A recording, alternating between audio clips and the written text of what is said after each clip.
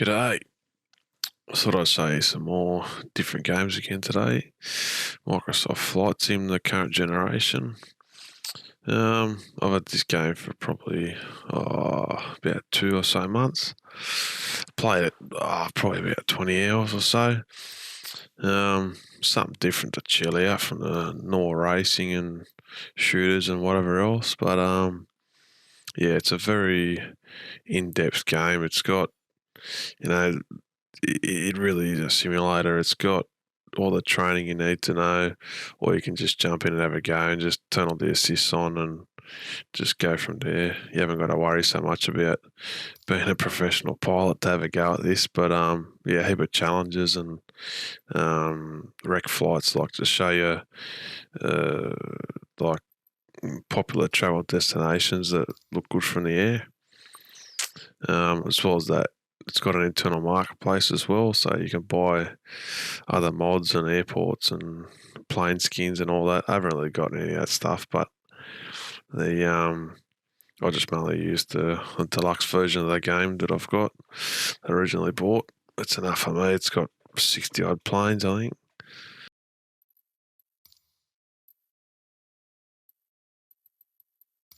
Yeah, so as well as in-game purchases, you got a lot of free stuff that the game updates with.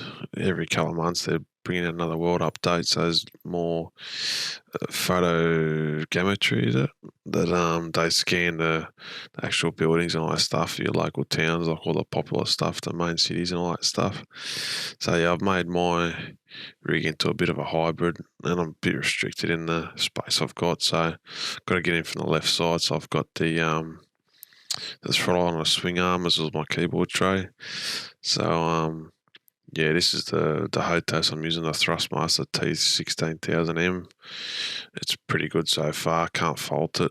The throttle is a bit sticky, slidey. You can see if you've done any bit of research. But for $250, bolt it on the rig, and that's it. If you want to have a crack at flight sim, I think it's more enjoyable. I was going to buy a joystick originally, but I'm sort of glad I got the slide throttle now because it makes a big difference.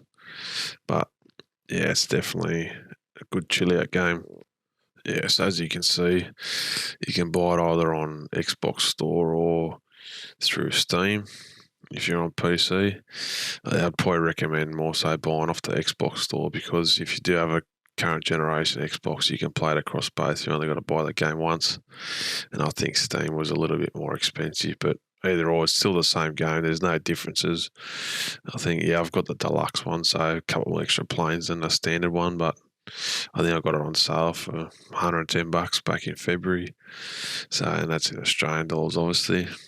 But yeah, it's definitely a good chill out game, eh? All right. So today I'm just going to show you a bit of the current Australian update. I think it came 2 or 3 updates ago. So just when I bought it, I was teetering around whether I wanted to buy it or not. But yeah, once they brought it the Australian update with the more detail with the Opera House and Harbour Bridge and all that stuff, I had to buy it, so as you can see, you can have live air traffic control, customise your weather however you want it. You can have live weather, so where you're taking off from, it's live time and weather. I don't know how they do this stuff, but it's high-tech stuff. So today I'm going to fly from Sydney Airport, and I'm going to fly to Eastern Creek, Sydney Motorsport Park, bit of a racetrack. Well, it's the closest racetrack to my house anyway.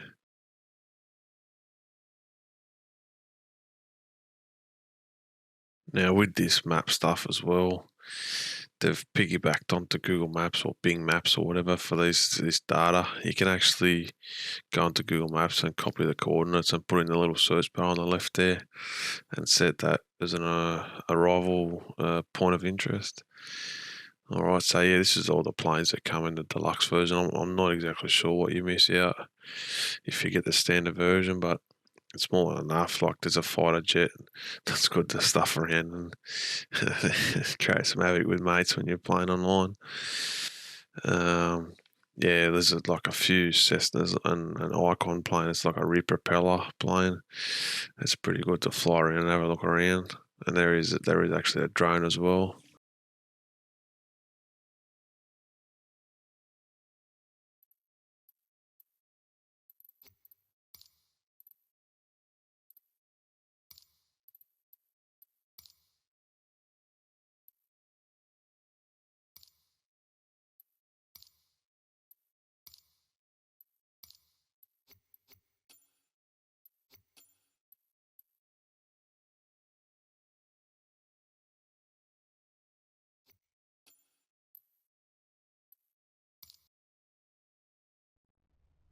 Sydney Tower NCR 26 November Charlie Romeo 26 ready at runway 34 left north departure. NCR 26 November Charlie Romeo 26 QNH 29er to wind 257 at tree. Departure to the north approved. Cleared for takeoff runway 34 left. Cleared for takeoff runway 34 left NCR 26 November Charlie Romeo 26. Now, I had a mate of mine show me the easy way to set up autopilot in these Cessna G1000s. So you just got the dial here to set your altitude, and then vertical speed, and then it's got a little up and down next to it. So as long as you set a waypoint for your destination, once you've set those two things, you can pretty much hit autopilot and it'll take over for you. So as you get stuck in the cab, yeah, all these switches and buttons you can hover over with the mouse. You can control everything. I don't know, it would have taken these guys years to make this game, I reckon.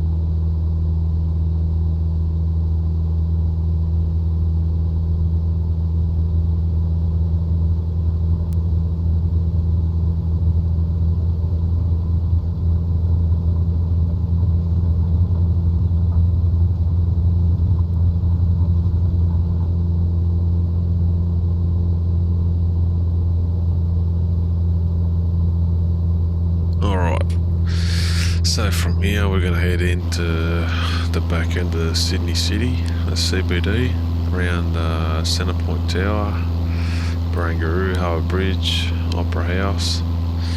I'll chuck some timestamps in the description so you can just skip ahead if you want. Left it in so people can see the gameplay and stuff anyway.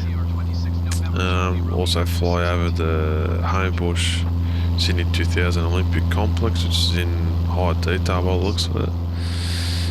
Fly over the old Parramatta Speedway that's now closed down, soon to be knocked down, where the sprint cars and dirt track racing used to be.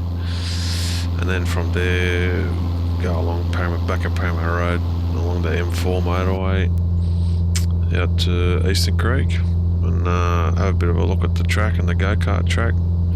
And then do my best to land on the dragway. Jeez.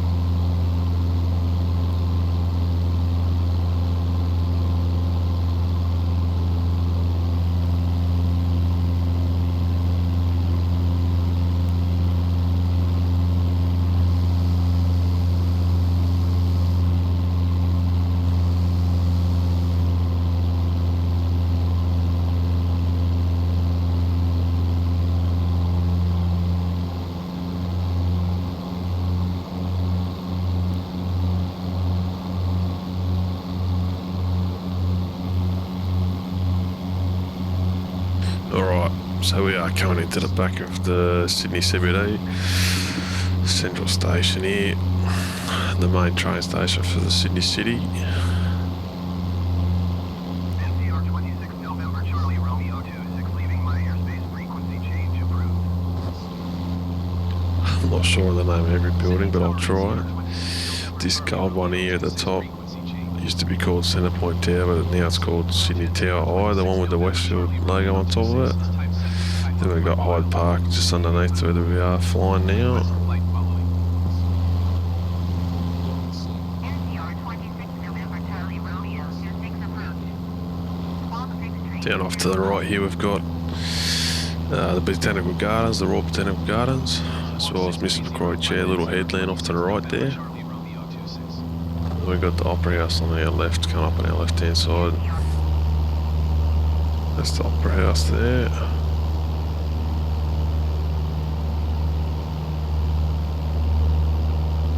Now obviously here we've got the Hull Bridge. Everyone that gets flight sim, I'm sure has done this, fly under the bridge.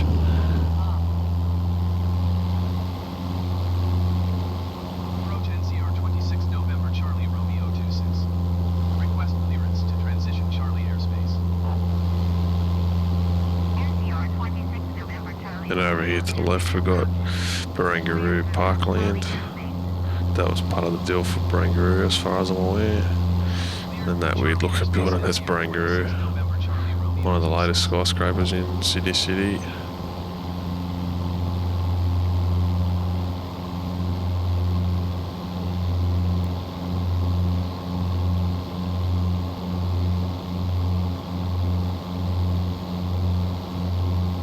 And now we got Anzac Bridge. Another way into the city at the other end, coming in from the west.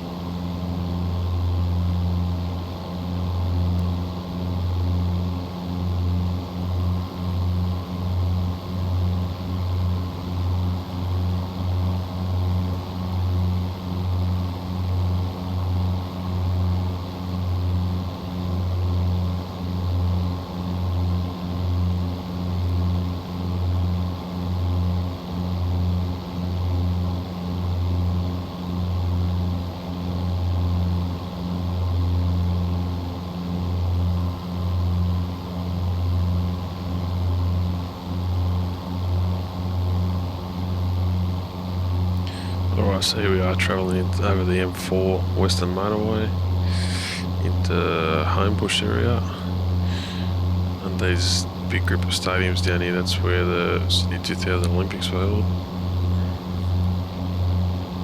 There's a few stadiums, hockey fields outside, swimming pool, and then the big open air stadium here for the football and all that sort of stuff they use now, and they used to show this weekend.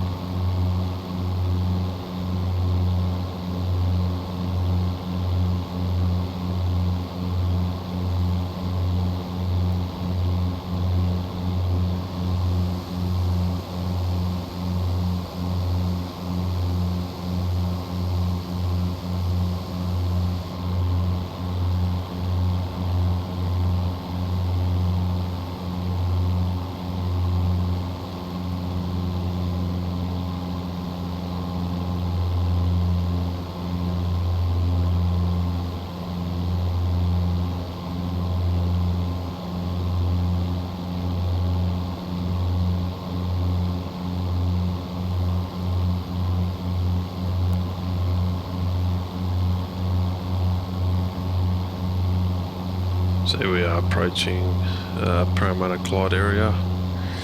Just on the other side of the river here, you got the Parramatta Speedway, Sydney Speedway, where used to race sprint cars, dirt oval racing. It's now no longer used. New one at Eastern Creek. Then off to the right there, you've got Rosehill Racecourse.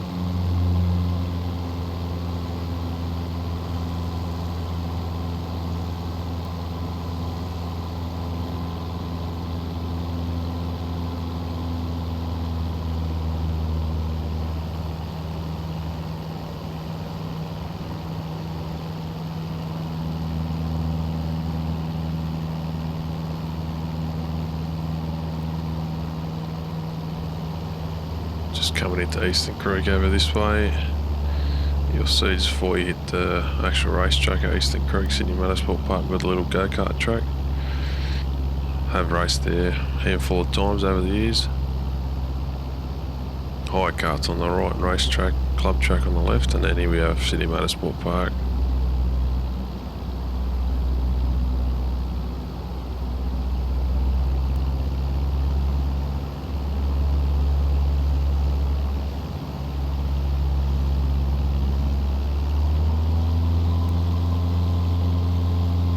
And then off to the left over here we got Western Sydney International Dragway. And we'll have a crack at landing 8.